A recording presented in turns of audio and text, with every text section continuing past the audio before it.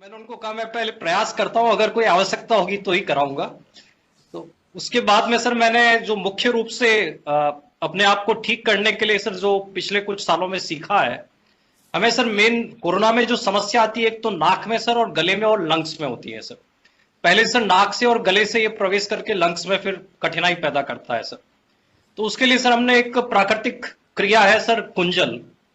उसको लगातार पूरे 14 दिन तक किया सर, अभी भी लगातार कर रहा हूं सर। कुंजल में सर भूखे पेट सुबह है नींबू के जो निवाया पानी होता है सर, ल्यूक वार्म वाटर, नींबू और नमक डाल के 6-7 गिलास पिया जाता है और फिर उल्टी करके बाहर निकालते हैं सर। तो जिससे सारा शरीर का कफ जो अंदर होता है सर वो, और नाक के छिद्र और गला है सर वो बिल्कुल क्लियर हो जाता है सर। दूसरी सर जो प्राकृतिक क्रिया है जलनेति क्रिया सर, जिसमें सर नाक के एक छिद्र से दूसरे छिद्र में निवाया पानी नमक के साथ में सर उसका प्रयोग करते हैं सर। तो ये दिन में 4 बार करता था सर मैं। कुंजल 1 बार सुबह भूखे पेट सर, और 4 बार जलनेति क्रिया सर। और जलनेति के बाद में प्राणायाम करना आवश्यक होता है सर, जिससे कि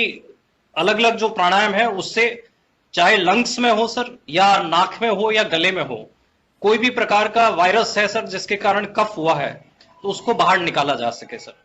तो ये तो प्राकृतिक क्रिया के रूप में सर लगातार मैंने 13-14 दिन किया था सर। मुझे भी बुखार आया था सर, 16 तारीख को बुखार आया था और 19 तारीख को बुखार समाप्त हुआ था सर। पर मुझे इसमें विश्वास था, तो सर हमने दूसरा जो इसका है आहार चिकित्सा है सर,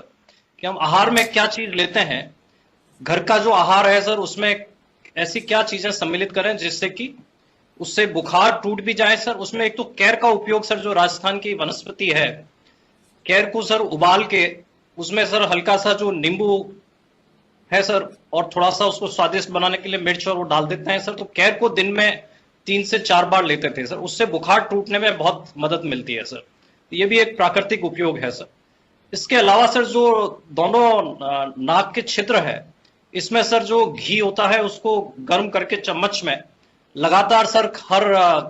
प्राणायाम के बाद में नेसल छिद्र में डालने से सर कोई भी प्रकार का जो है सर कफ उसमें रहता नहीं है सर, वो क्लियर हो जाते हैं, तो ब्रीथिंग में कोई प्रॉब्लम नहीं आती है सर।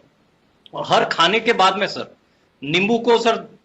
काट के सर उसको काली मिर्च के साथ हल्का सा गर्म करके लेने से सर गला जो है सर उसमें कोई भी प्रकार का कठिनाई नहीं आती है सर, उसमें कोई रुकावट नहीं होती है और वो कफ को है समाप्त कर देता है सर। इसके अलावा सर जो घरेलू उपचार है सर, जैसे फिटकरी का सर फूला है सर, जिससे कि फिटकरी के फूले को लेने से सर गला जो है और 2-3 दिन में सर वो पूरा क्लियर हो जाता है, कितना ही उसमें ब्रीथिंग में कठिनाई हो या गले में हो वो साफ हो जाता है। इसी प्रकार से सर जो दूसरे है सर, जैसे अपन हल्दी का, अदरक का और इसका इस्तेमाल करते हैं सर। तो हल्दी का सर जैसे कहा जाता है पुरानी सी पुरानी खांसी हो, उसको सर अगर 1 चम्मच अंदर रखे सर सीधा गले में उतार दिया जाए सर पानी के साथ में, तो या उसको 1 चम्मच रख के सर 10 मिनट तक सर कुछ भी नहीं लिया जाए, तो उससे जैसी भी खांसी होती है वो तुरंत ठीक हो जाती है, 1-2 दिन में ही ठीक हो जाती है सर। तो इन सब का प्रयोग किया सर, और मुझे खुद को सर मेरे धर्म पत्नी को भी हुआ सर, उन्होंने भी बिल्कुल यही चिकित्सा ली सर और बिल्कुल ठीक हो गए थे सर। और इसका सबसे अच्छा फायदा जो है सर, पोस्ट कोविड कुछ भी नहीं हुआ सर। हमें सर कभी लगा ही नहीं सर कि पोस्ट कोविड में कोई कठिनाई होती है, क्योंकि कोई दवाई नहीं खानी पड़ी सर और कोई इलाज उसके अलावा नहीं लेना पड़ा सर। लेकिन ये भी जरूरी है कि सावधानी जरूरी है सर, अगर किसी के सिम्टम्स बहुत ज्यादा हो,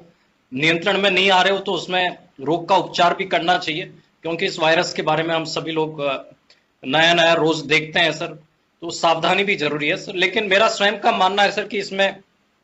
प्राकृतिक चिकित्सा और योग का बहुत अच्छा महत्व है सर। और लंग्स की कैपेसिटी है बढ़ाने में प्राणायाम बहुत मदद करता है सर, उसको अगर रेगुलर करते हैं तो उसमें लंग्स तक ये इन्फेक्शन नहीं जाता है सर। बाकी सर इसके अलावा सर जो आयुर्वेद का सर जो स्ट्रक्चर है सर, राजस्थान में इतना बड़ा स्ट्रक्चर है सर, और कोविड में काफी काम भी कर रहे हैं सर। लेकिन सर कई लोगों को आजकल सर वो तत्काल चाहिए होता है कि उसका लाभ मिले, और इसकी जानकारी नहीं होती है सर। तो जानकारी सर ये एक मौका है सर कि इस त्रासदी में सर एक अपॉर्चुनिटी है कि आयुर्वेद को और प्राकृतिक चिकित्सा को या यूनानी चिकित्सा और होम्योपैथी को सर इसको आगे अगर बढ़ा सकते हैं, इस समय लोग हैं इसको अपना सकते हैं, जीवन शैली में भी बदलाव ला सकते हैं, क्योंकि काफी कुछ सर ये जीवन शैली से भी जुड़ा हुआ है। तो यदि ये मौका है सर इन सभी विभागों के पास में, अगर वो आम जनता में इसके लिए इम्यूनिटी बूस्टर के नाम पे सर, जीवन शैली के नाम पे, आहार चर्या के नाम पे सर, ऋतुचर्या के नाम पर अगर इसको बढ़ावा दे सकते हैं तो वो काफी मदद करेगा सर, और इससे आने वाले समय में सर प्राकृतिक चिकित्सा पे और पुरानी पद्धतियों पे लोगों का विश्वास बढ़ेगा सर।